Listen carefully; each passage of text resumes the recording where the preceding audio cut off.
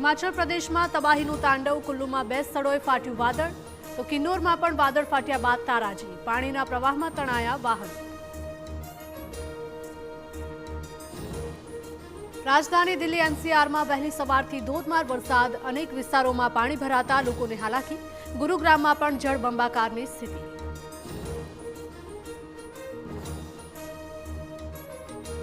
આજથી રાજ્યમાં વરસાદનો નવો રાઉન્ડ શરૂ, એક સાથે 4 વરસાદી સિસ્ટમ સક્રિય થઈ, સૌરાષ્ટ્ર અને દક્ષિણ ગુજરાતમાં અતિ ભારે વરસાદની આગાહી.